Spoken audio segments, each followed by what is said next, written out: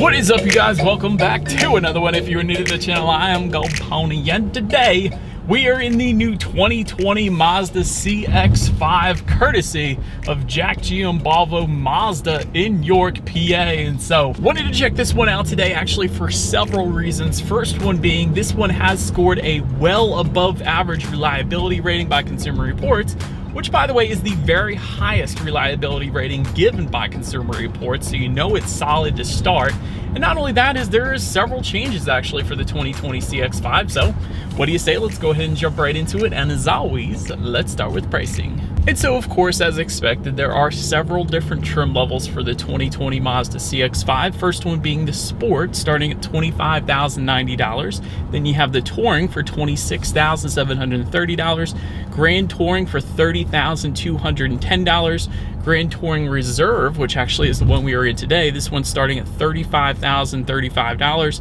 And lastly, the Signature starting at $37,055. And so for the Grand Touring Reserve and Signature trims, they actually come standard with all-wheel drive. However, for the first three, if you wanted to add all-wheel drive to any of those configurations, simply add $1,400 to any of those prices. And so powering this beast, there are actually two different engine setups available for this one. First one belonging to the first three trim levels, being the Sport, Touring, and Grand Touring.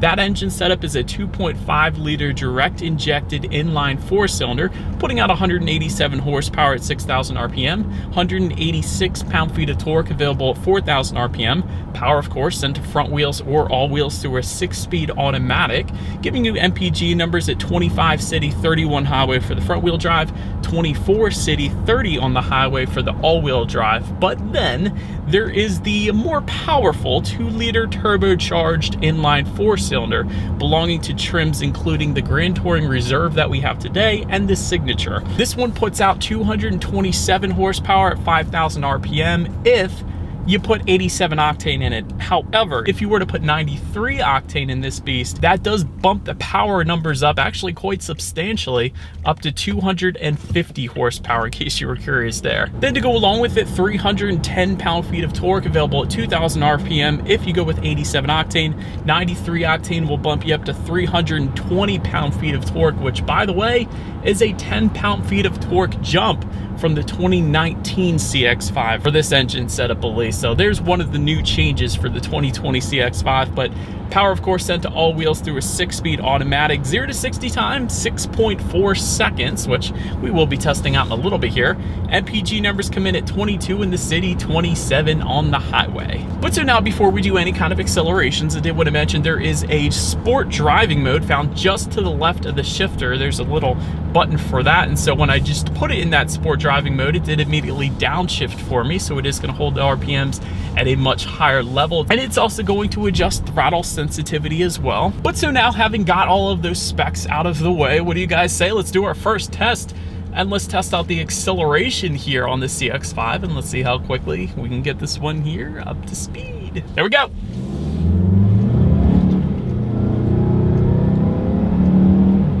Huh. All right, definitely a very nice acceleration. I will say I felt like it was shifting a bit early. Like if I were to manually shift through the gears myself, which you can do, just slide the shifter all the way to the left, I kind of feel like I would have got a little bit of acceleration there. I feel like the Mazda CX-5 was shifting a bit early, but still plenty of an acceleration, of course. Not going to have any issues merging onto the highway or anything like that, but still, I feel like the CX-5 was holding back on me a little bit. That's all I'm saying, but definitely a very nice acceleration in this one. But to go along with that, as always, braking is equally important. And so up front, you will find 12.6-inch ventilated front discs. In the back, 11.9-inch solid rear discs. As far as the braking feel goes, it's been absolutely perfect for me so far today. Certainly no issues with braking feel or squishy brake or anything like that.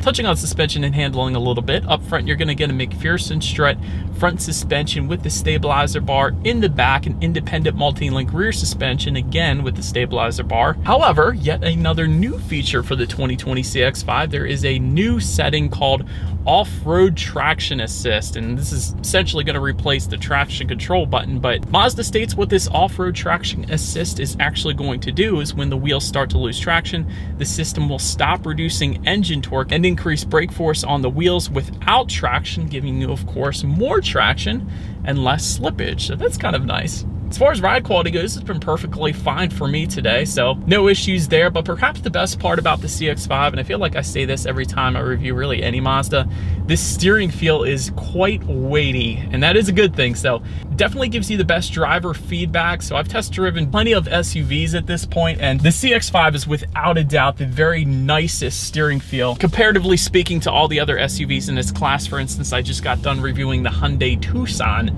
and it did have a nice steering feel, I gotta be honest, but definitely not as weighty as the CX-5. So I do prefer, as far as steering feels goes, the CX-5 is definitely at the top. So essentially what I'm saying is well done, Mazda. Very good job there. And to go along with that, let me mention yet another new feature for the 2020 CX-5. As far as cabin noise goes, it is quite nice. Certainly no issues there, but the best part about that cabin noise is there is a new engine harmonics enhancer, which adds a more refined and powerful sound into the cabin. So although I am cruising at probably 25 miles per hour on these back roads right now, when you do hit the gas, you guys probably heard it during the acceleration. It definitely was a very nice sound being pumped into the cabin, so I definitely like that. And yet that is another new feature for the 2020 CX-5. But so anyways, touching on visibility, I can see perfectly fine out the back. As far as those headrests go, they are kind of on the larger side. It would have been nice if they could tuck down into the rear seats there to kind of add a little more visibility, at least if that second row was not in use. That's always a good thing, but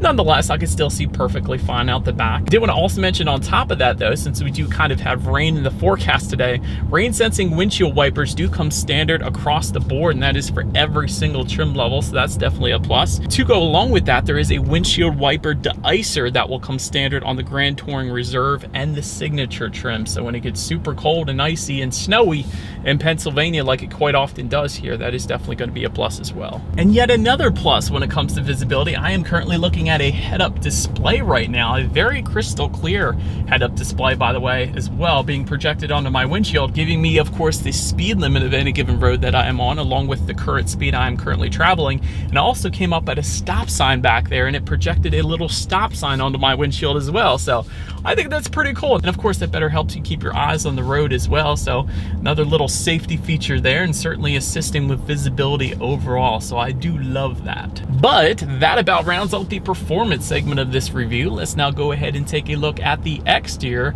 of this jet black 2020 Mazda CX-5. All right, you guys, so here she is, the 2020 Mazda CX-5, finished in a jet black exterior. Let's go ahead and start up front. And so to the sides, LED headlights will come standard for every single trim level across the board. And of course, they will come with the automatic feature, meaning when it starts to get dark out, they're going to turn on automatically for you there. Also, LED daytime running lights, of course, coming standard as well.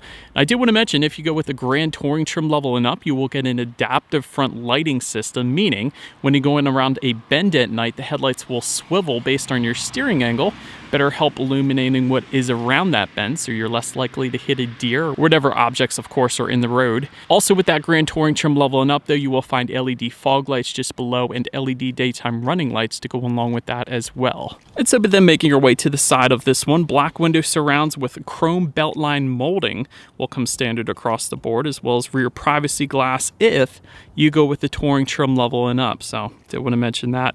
Body colored power adjustable side mirrors will come standard on all trim levels, and they will actually come with LED integrated turn signals as well. Then taking a look down at the wheel setup, 17 by 7 inch aluminum alloy wheels will come with the Sport and Touring trim levels. Then if you jump up to the Grand Touring trim level and up, you will get 19 by 7 inch aluminum alloy wheels if you went that route. So then making our way to the back, you guys could probably see there is a shark fin antenna up top there. Just below that, rear spoiler with an integrated brake light. Just below that, rear window wiper, of course. And if you wanted LED taillights, go with the Grand Touring trim level and up. Of course, that is what you're looking at right now. They definitely look good back there. And just below all of it, dual exhaust outlets with chrome tips coming standard across the board. So I do believe you guys know what we have to do next. As always, here is that exhaust clip.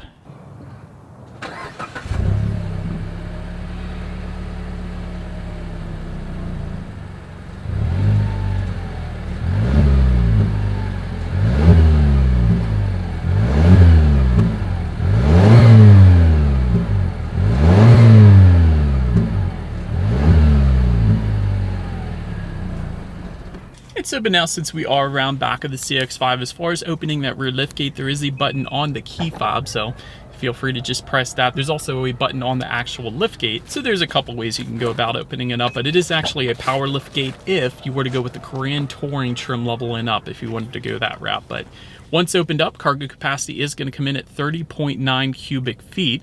If that was not enough space, of course, those rear seats do fold down, bumping the cubic feetness up to 59.6 cubic feet. And although the driving dynamics are absolutely amazing in the CX-5, this is probably one area of the CX-5 that could use a little bit of room for improvement is the cargo space, because that 59.6 cubic feet, that is less than its competitors like the Hyundai Tucson. Honda CR-V actually comes in at 75.8 cubic feet, which is a ton.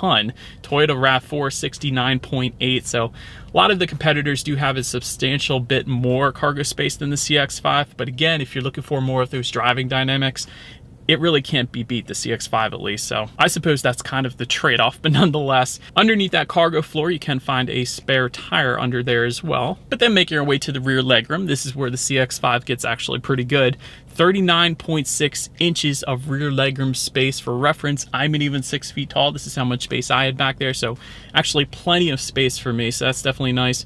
Rear ventilation comes standard on the Touring trim level and up. You will find a rear center armrest with cup holders again on the Touring trim level and up. You can actually get heated rear seats if you go with the Grand Touring Reserve that we have today or Signature trim level, so it's always nice spoiling the rear passengers with some heated rear seats. That's always a plus as well. Making our way to the front seats, manually adjustable cloth seats will come with the Sport trim level. You will find a power driver seat with power lumbar for the Touring trim level and up. And by the way, if you go with the Touring and up, you will also get heated front seats, and then will come with a leatherette finish with suede inserts. I've always liked that look actually, so that's a nice little seating setup there. Grand Touring trim level and up is going to give you memory settings for up to 2 different drivers, and that comes with a power adjustable passenger seat as well and leather finishes, and that is of course what you're looking at right now. And you will find ventilated front seats with the Grand Touring Reserve and Signature and Napa leather seating if you were to go specifically with the Signature trim level. But now let's go ahead and take a look at the steering wheel here. It is tilt and telescoping. It is leather wrapped actually as well for every single trim level. That is definitely nice there.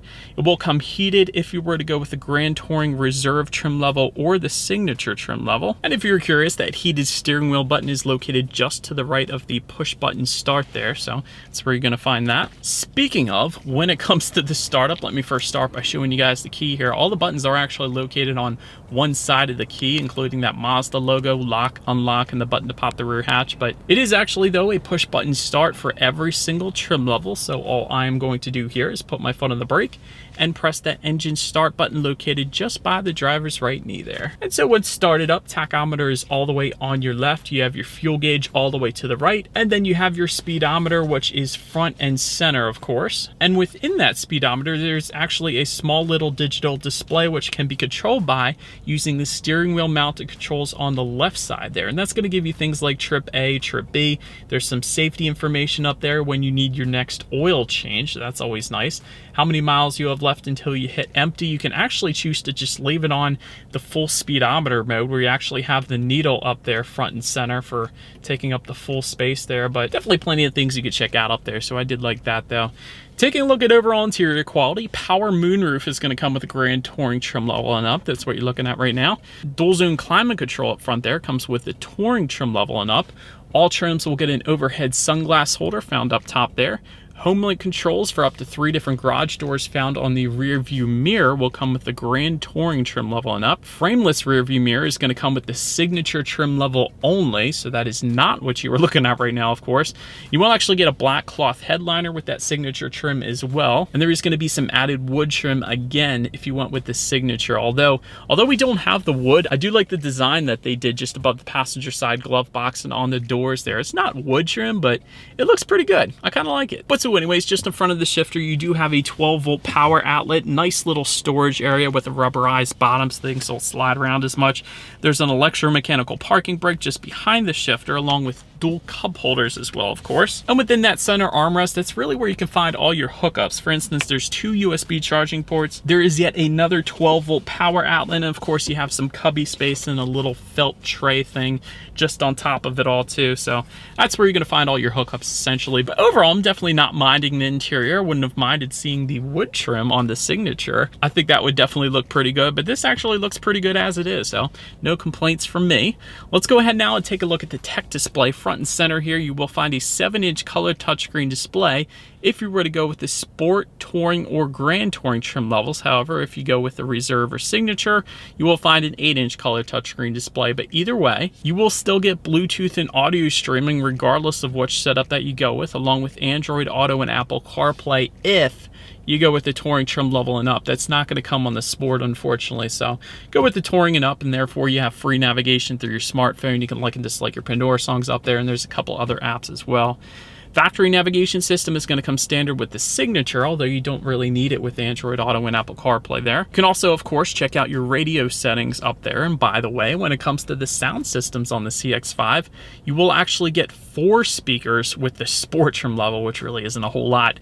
6 speakers with the Touring, and all other trim levels, Grand Touring and up, essentially is going to give you a 10-speaker Bose sound system.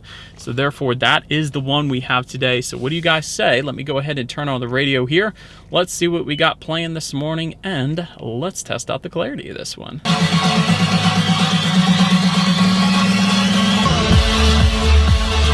Actually really nice. And I've had Bose sound systems in my cars before. They've never failed me. They're always really good, and this one is no exception. So definitely a very nice sound system on the CX-5, at least with the Bose setup. I can vouch for that. But also, before we continue here, I wanted to mention there is another way you can go about accessing that display screen up there. It is a touchscreen, of course, but there is a circular dial and buttons just behind the shifter. So that's another route you can use, and that's probably the better option if you're actually driving, because it is a little bit of a reach there if you were to be driving and trying to access that. So that's why that is essentially there. But nonetheless, last thing I wanted to mention to you guys is when you do put the CX-5 in reverse, you will find a rear view camera letting you know who or what is behind you for all trim levels. And if you want with the Signature trim, you will also get a 360-degree monitor as well. So that's how you're going to go ahead and get that. And as always, that is going to lead us into safety. And so first thing I have to mention on the CX-5, it is a IIHS Top Safety Pick Plus, which is the very highest designation that IIHS gives out. So if you got kids,